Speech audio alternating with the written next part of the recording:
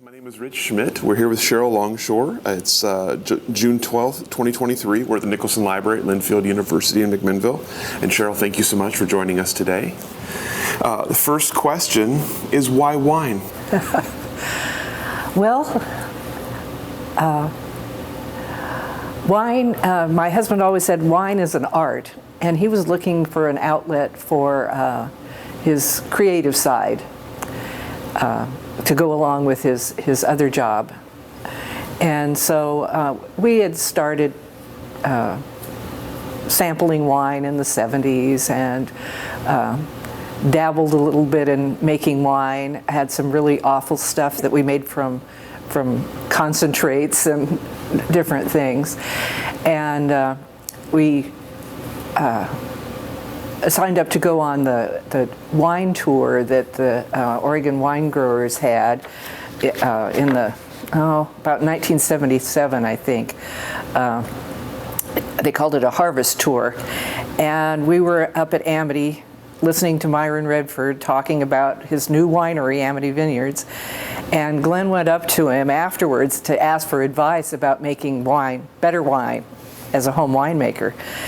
Well, Myron flashed his biggest smile, put his arm around Glen and said, "Gee, the way I learned about winemaking was by volunteering at a winery. Are you free tomorrow morning?"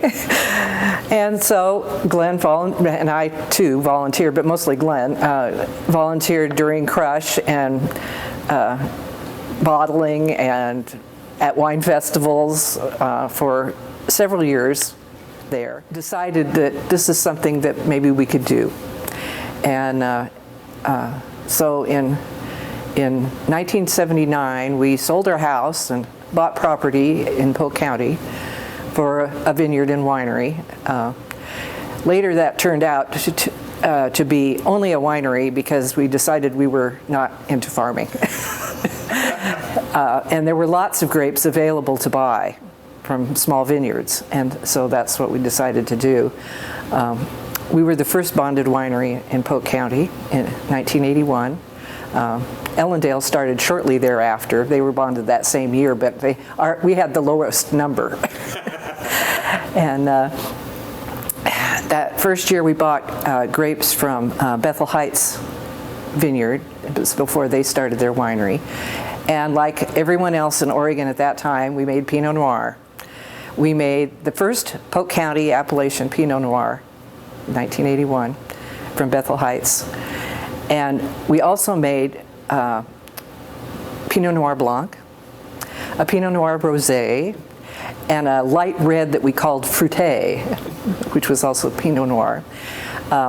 We made some Chenin Blanc that year, and that was also from Bethel Heights. The winter of that year, we were approached by Archie Meadows from Meadows Vineyard down at Halsey about a wine that he had made as a home winemaker called Maréchal Foch from that grape variety.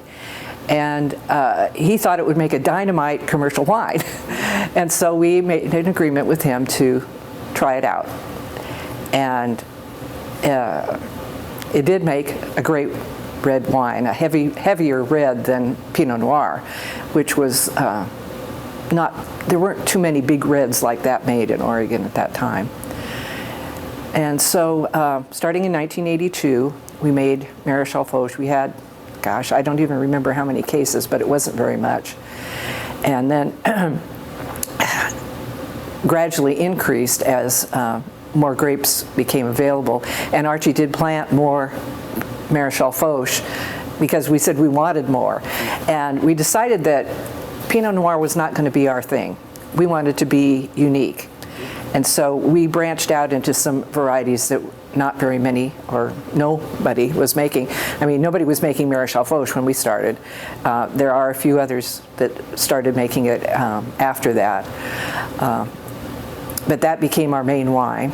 And then we also made Müller-Thurgau. And I think we bought grapes from Archie Meadows for that, and also another vineyard down by Eugene. That's how we got started. We'll pick it back up there in a second. I want to talk about life before that, though. So tell me about where you were born and raised and sort of life before wine for you. Well, I was born in Salem, and my dad was the manager of the Commercial Street Safeway store when it opened up brand new in the 1940s, after the war. And he was transferred to Portland, and then he decided that he didn't want to live in the big city, so we moved to Corvallis, and that's where most of my school years were spent. And after I graduated from high school, I did not go to Oregon State. I went to the University of Oregon, and I have a degree in elementary education from there. And then met my husband there, Glen, and we got married in 1970, applied to graduate school at a couple of schools in the Midwest, and Glen was accepted as a teaching or a graduate assistant at Indiana University in Bloomington, Indiana, in the education department. And so I applied to library school there, and I was accepted there, and so we went far away from our families for a whole year after we were married, and I think it was probably a good thing for our marriage to be dependent on each other.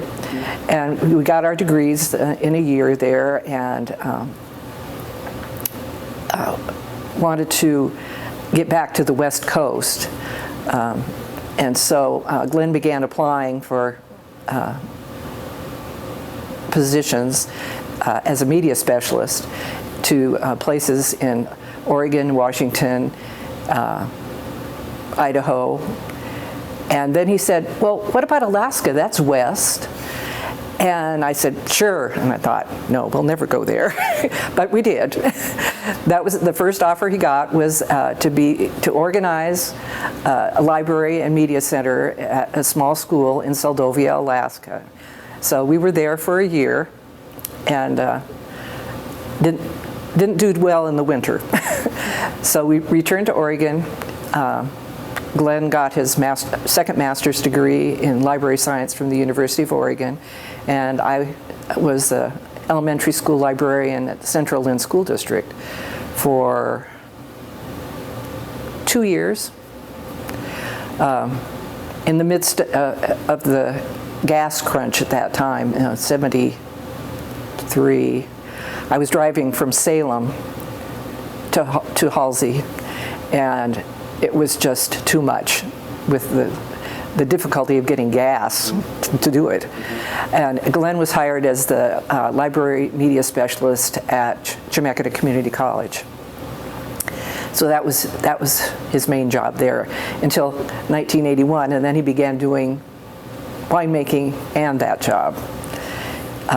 He was there 30 years, and then retired, and we intended to do world travel. At the same time that we started our winery, we also started our family. We had adopted a baby boy, Ken, and 3 years later, no, it was longer than that. 5 years later, we adopted Stephanie. She was 3 years old, and so we had our 2 kids. And then at the point that we decided we were going to retire and travel, we adopted our grandson, Ross. And so at that point we decided maybe world travel with a baby wasn't too smart. So we bought an RV and traveled the United States in our RV for about 9 years, 8 or 9 years, and homeschooled Ross. And then we thought, well, noticed a lot of times RV parks don't want you there full-time with a minor child. So we began looking for some place where if we had to stop and be permanent someplace, they couldn't throw us out. So we ended up in a small town in Arizona, Congress, Arizona, in a community belonging to the Escapees RV Club. When Ross was of an age to be in high school. We put him in a private school there, and he graduated well and went on his way. He worked for a while during COVID and is still taking college classes and working. So that's, and our son, our older son Ken is working for Forest River, and our daughter is about to embark on a degree to become a pharmacist. She's been working as a pharmacy tech for some years and decided she wants to move up. That's quite a journey. It was an interesting journey. So we had plans for more world travel now that Ross had left the nest, but my husband had some heart issues in 2021 and died in early 2022 because they couldn't seem to get him stabilized. And so I'm staying in Arizona, but coming back and forth to Oregon from time to time to visit, and probably end up here permanently sometime to be near one of my children. I want to back up to we have lots of wine to talk about, but before that, there's so much else to talk about. I want to back up to the decision to go to the library side of things, obviously something near and dear to us here in the library. So tell me how that became a focus for both you and Glen. From the time I was in about the 5th grade, I knew I wanted to be a librarian.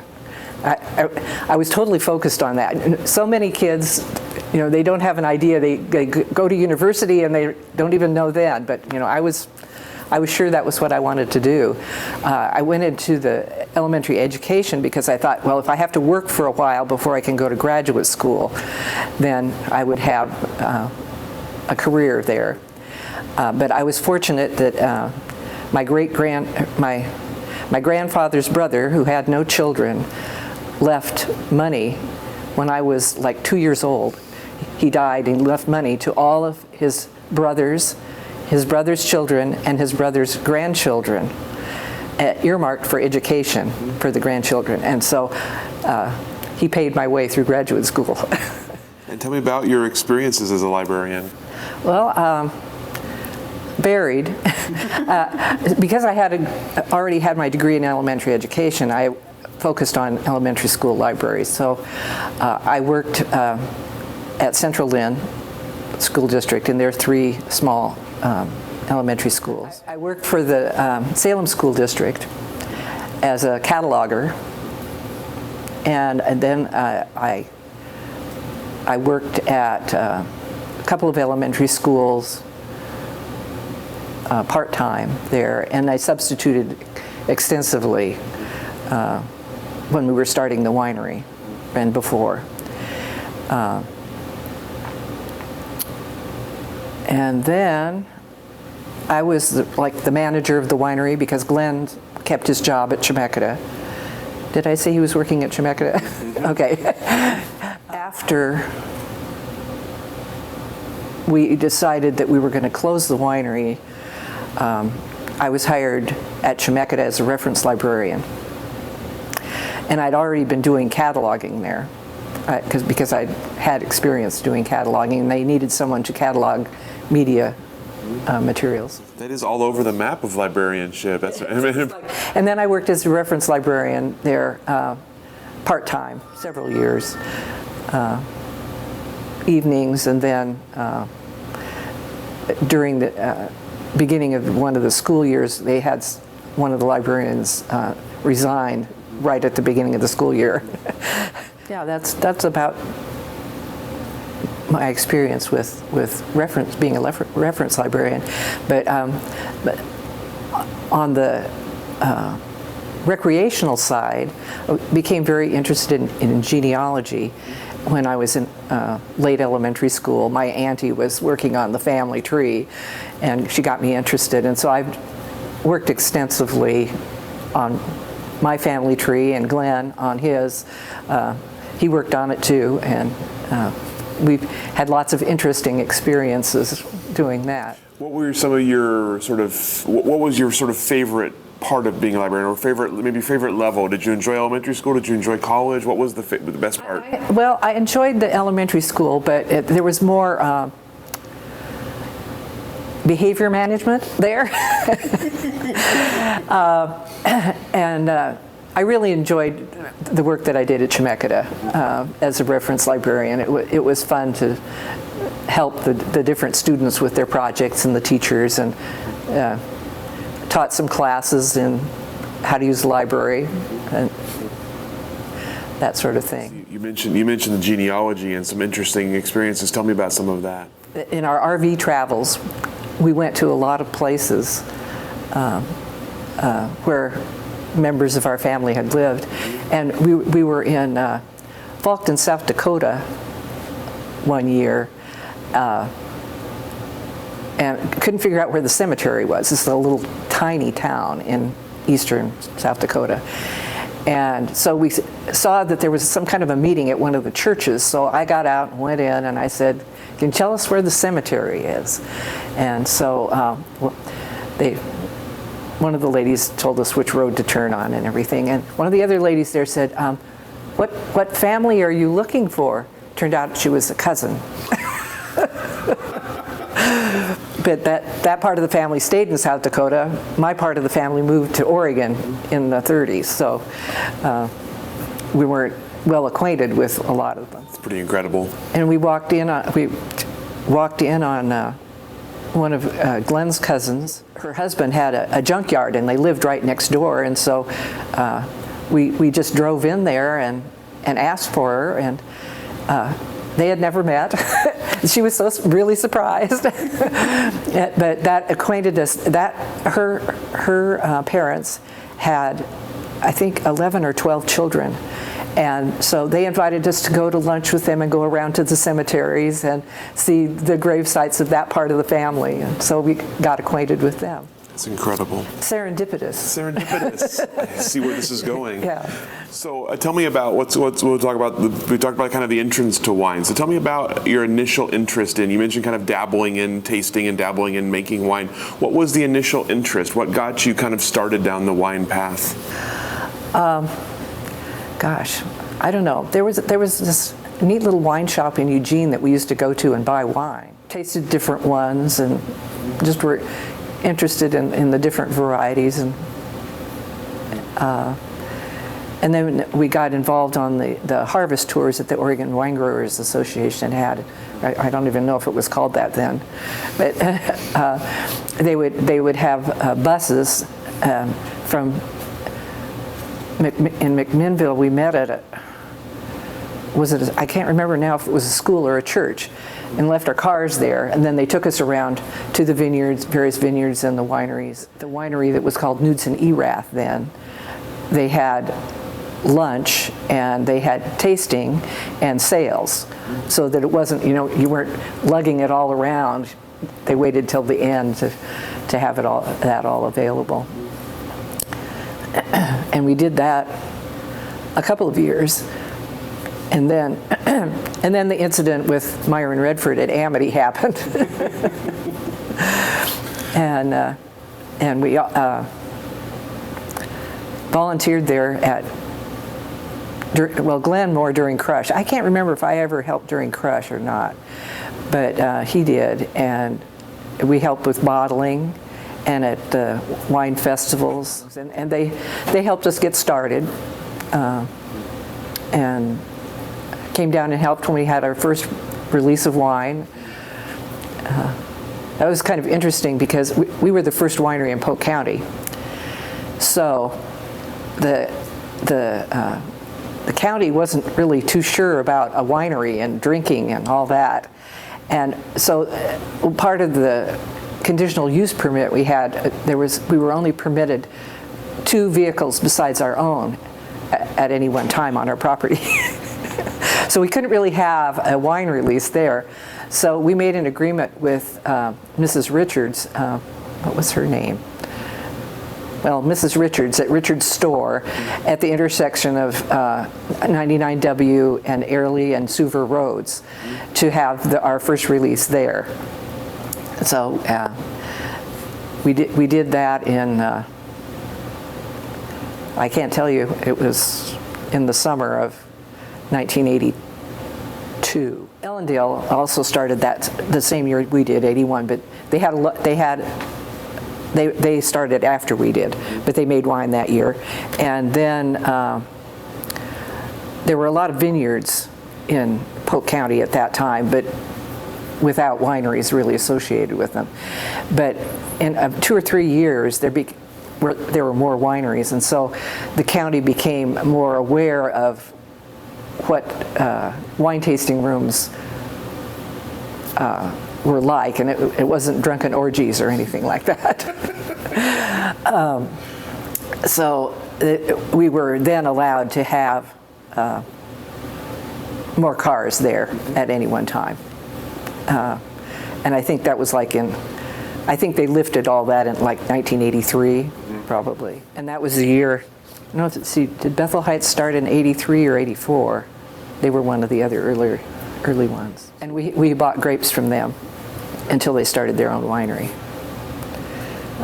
Chenin Blanc and Pinot. And that was the first Polk County appellation Pinot Noir was from Bethel Heights Vineyard.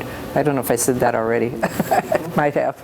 So tell me about working with Myron and volunteering with Myron and seeing sort of commercial winemaking for the first time. What did you sort of think of the experience of making wine on a commercial level, and what made you two think that you could do it as well?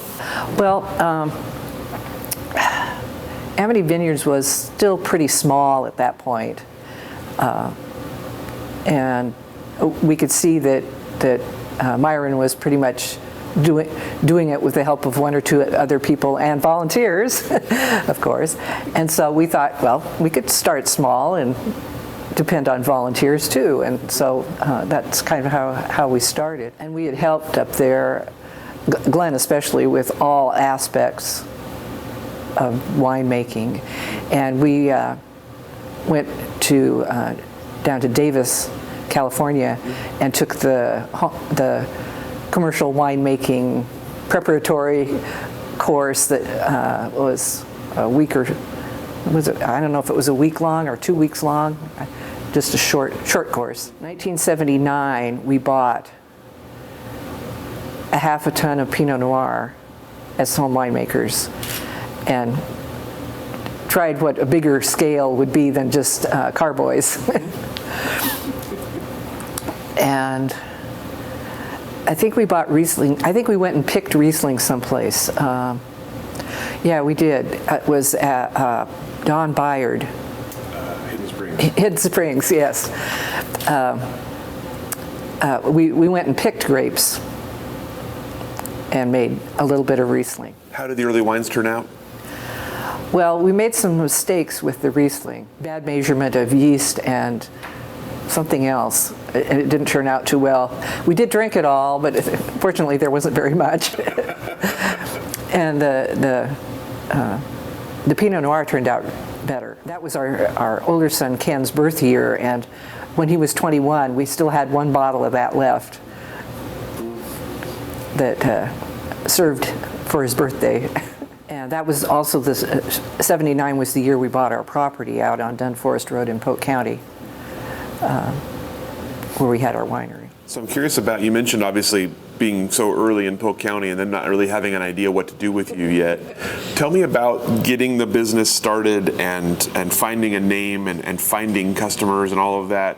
What was it like sort of selling wine and making a brand in that time? The name of the winery, Serendipity Cellars, was my husband's idea because he thought it was a happy accident.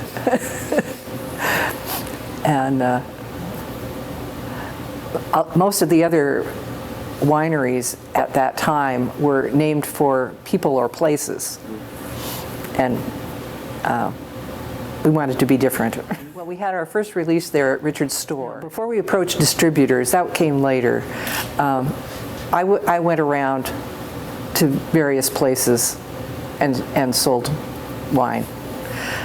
We started in the Corvallis and Salem areas, and Roth's stores were one of our first customers. Let's see, in Corvallis, there was a a wine shop deli type place in the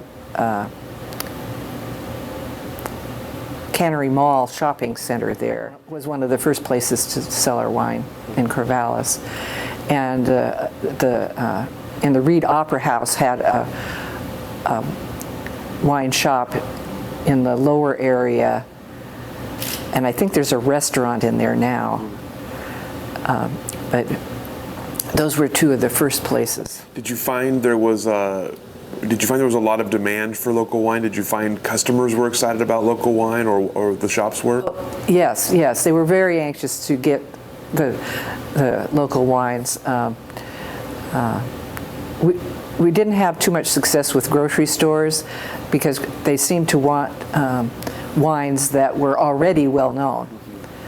And being in wine shops, then they would have tastings, and it helped people get acquainted with the wine in their local area instead of having to come out to the winery, to the tasting room. And then later, I would had a list of stores in the Portland area that wine shops. One wine shop did some tastings there, and then the owner of that wine shop later worked when they started having wine stewards in the Safeway stores. Started working there after he sold his wine shop. Safeway really promoted the Oregon wines. They started having wine stewards and wine tastings on the weekends in the stores. And this fellow who formerly had a wine shop was one of them, and Leslie, her parents had Amity Vineyards, and so she knew about wine from that, and she was one of the early ones. You mentioned that you started off as a vineyard and winery, and later just a winery. Tell me about the growth and evolution of Serendipity. How did it grow, and what were some of the sort of decisions along the way? Well, we started out. We were bonded in 1981. We were the first bonded winery in Polk County, modern winery. I guess there were some real pre-prohibition probably. We started out like everyone else making Pinot Noir. We had all those different styles of Pinot Noir. And then we realized that everybody was making Pinot Noir, and we thought maybe we needed a different niche. And so that's why we started with Müller-Thurgau and Maréchal Foch, and continued to make Chenin Blanc for a while. We were initially buying from Bethel Heights before they started their winery, and then we didn't want to buy the same varietal from them that they were also making. So we found another source, a vineyard down in the Eugene area, that we bought Chenin Blanc from for a while, but eventually we decided we would concentrate on Maréchal Foch and Müller-Thurgau. Although in various years we made Pinot Noir for 3 years, 81, 82, and 83, and then stopped. That must be when Bethel Heights started their winery. We made smaller amounts of Chardonnay, but eventually Maréchal Foch became so popular as a heavier red, which not a lot of Oregon wineries were making. And there were a few down in the Rogue Valley area, but not in the Willamette Valley. How big did you get? What was like the most cases you made? I don't know. A lot. I think maybe 5,000 gallons or less. I guess the question really is, how much help did you need beyond the two of you? It was the two of us, and we had our two children, and as they got older, they did help. And we had a long list of volunteers. Some who helped a lot, some who helped once or twice, just to see how it was done. My mom and her husband helped some too, but they were older, so not as much. They would come when we had wine festivals. They would come and help pour wine and sell bottles and stuff like that. But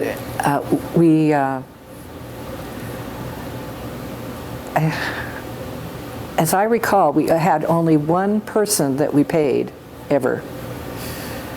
So it was almost all volunteers, and hard work ourselves. And that was one of the reasons why we stopped, because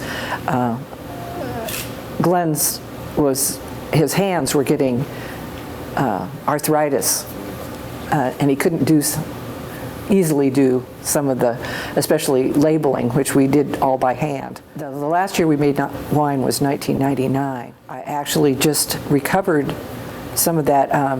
Honeywood Winery took some of our wine to sell in their tasting room when we closed our tasting room. And they still had some, which I picked up from them this week, as a matter of fact. And it's the later vintages, which I didn't have any of. Yeah, it's going to be interesting to taste some of those. We were one of the first wineries to make a port style wine too, which we called Newport. There was some of that and some Maréchal Foch from 1999. You mentioned wine festivals. Obviously, a big part of the growth of the Oregon wine industry in those years were all the different various wine festivals. Tell me about. Do you have any memories of those, of customers or of events that were particularly memorable? Well, Newport was the biggest one. That was the first one we did. '83 was probably the first year we did it. That's the Seafood and Wine Festival. Seafood and Wine Festival, when it was. It was at the fairgrounds, I think. I know it started in one place and then they moved it someplace else, and it was in a tent later on. But that was one of the first ones. Always well attended. Lots of people came, especially if it was rainy at the beach. I always was glad when we could get some other people to help, because that was usually held on my birthday weekend, and I didn't want to do that for my birthday. But we were close enough there that we could come back to the winery and get more wine, which happened several times. We couldn't haul enough in our little car that we had. And I also remember another one, a smaller festival, and I don't really remember where it was, but it was not well attended. And some fellows came in there, and they stopped at the first booth and asked a question and didn't taste any wine. They went to the next one and obviously asked the same question. They got to us and, "You got any of that 2020 stuff?" No, they went on to the next one. They were looking for some fortified alcohol, more alcoholic wine. And I can remember some festivals that we went to that it didn't really pay what it cost us to be there, but I think it was good for our exposure in that market later, because people remembered, oh yeah, they were at that wine festival. We tasted their wine there, and then they would buy it if we could get it into a store in their area. How much did Oregon consumers know about wine at that point? Well, there were some fairly knowledgeable people, I think, because of all the California wines and the proximity of going to California and visiting the wineries there. And there were people who did do that and knew more about wine. But it seems to me like in 1981, there were like maybe 20 wineries. Somewhere around there. And it just exploded from there. Especially after we stopped. There really weren't that many in 1999, but now some of the rules about making and selling wine have changed since then to make it easier for the smaller wineries to market their wines. Well, let's talk a little bit about that, about the changes you saw. So obviously about 20 years of being in the industry and making wine.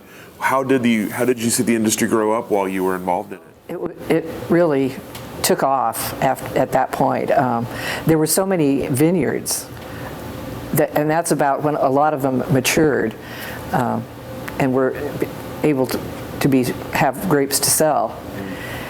And we did our own marketing for a long time because we didn't feel like we could afford to pay to get half what the retail price was, which is about what you get from a distributor. A distributor in Corvallis, I think, was the first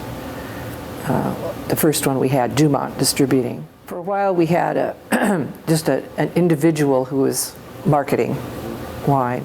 That didn't work out too well.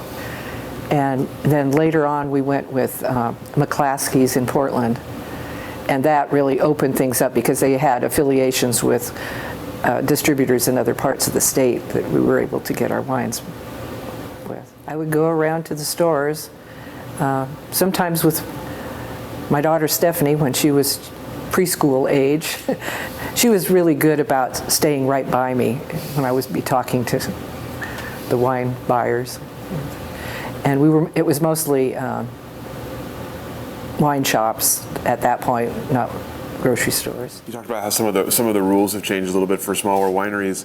What were some of you mentioned obviously the Polk County hurdles. Were there other kind of hurdles you had to overcome being kind of early adopters of Oregon winemaking?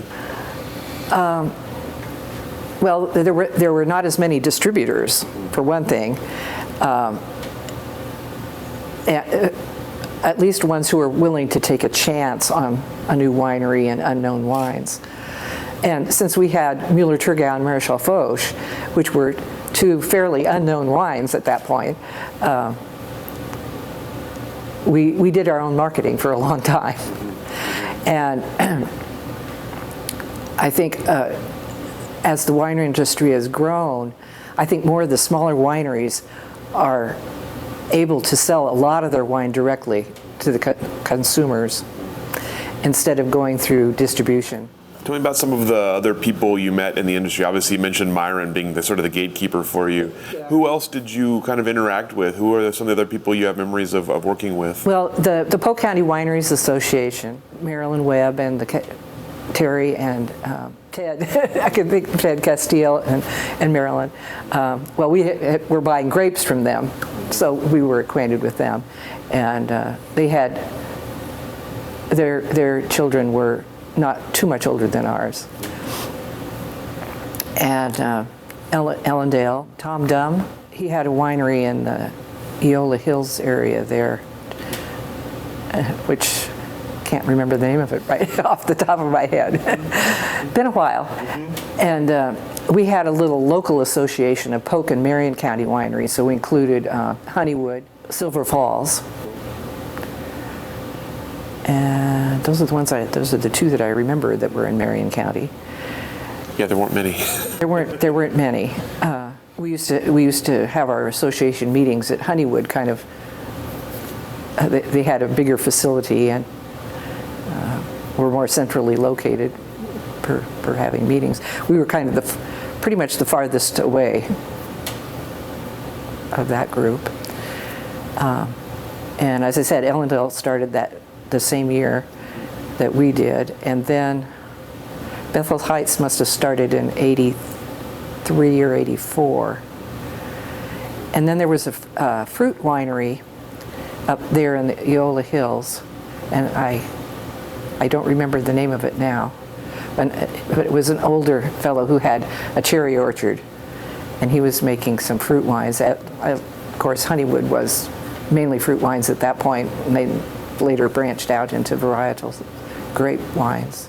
At the association meetings, what were the primary concerns? What were you trying to accomplish as an association? Trying to figure out events to promote our wines as a group. But we had a tour called the Tatvan Tour, and Tatvan is this little flat tasting cup thing, and we had those for sale as a kind of a come on, I guess, and had maps around to the various wineries. It was like Serendipity Cellars and Ellendale, and later, and then Bethel Heights started soon after. Eola Hills, Hidden Springs. Hidden Springs was one of the earlier ones too. But we had a little passport that people got stamped or signed at the various wineries. And, I don't remember what the point of that was. If they had a certain number, they got a free one of the little tasting cups. So obviously you've been out of the industry for a bit, but I'm curious, sort of, as you see what has become of the Oregon wine industry. Tell me about sort of looking back at the piece you played in it and what it's become now. How does it sort of make you feel as you look back on the time that you spent in it? Well, it's we were the first winery to make Marichal Foch in the West, and now there are several other wineries that are making it. Well, Honeywood, for one. Coelho, I think, is making it. The Shad's Winery. I can't remember what the name of it is. I think it's just Shad. I think it's just Shad Winery. Yeah. Yeah. They. That's kind of interesting because Lou Shad, the father of the family, was my chemistry teacher in high school in Corvallis.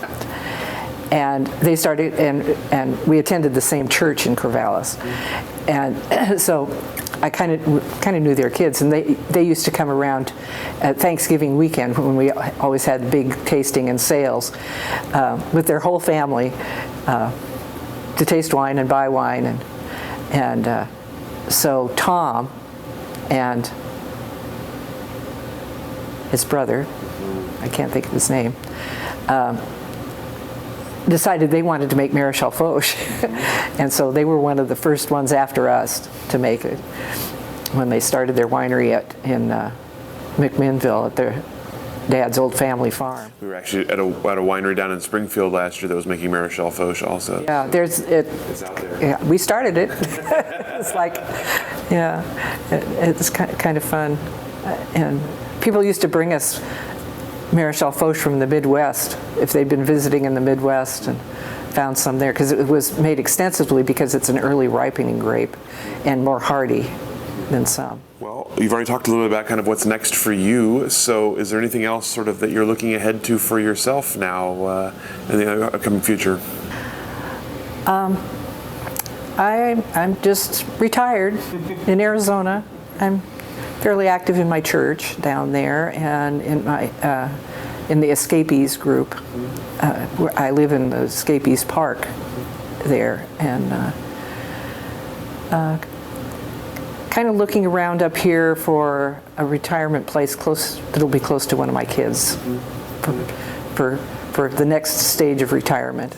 Well, then, last question for you. Obviously, looking back on time in the Oregon wine industry, what are you proudest of? What do you look back on most fondly? We went our own way in making some varietal wines that were unusual at the time, but have grown in popularity, Marichal Foch being the main one, but also Müller-Thurgau, which does very well in this climate. And I think being kind of a trailblazer in those areas, we were also one of the first wineries that did not have a vineyard, that we were buying grapes from the numerous vineyards that had been established there, mostly small ones. That's something to be proud of for sure. I like that. Well, that's all the questions that I have for you. Is there anything I didn't ask that I should have? Anything that we didn't cover here today that you'd like to cover? No, I don't think so. Excellent.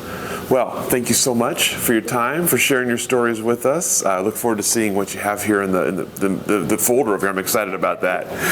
Thanks for taking the time to come with us, and we'll let you off the hook. Okay. Thank you.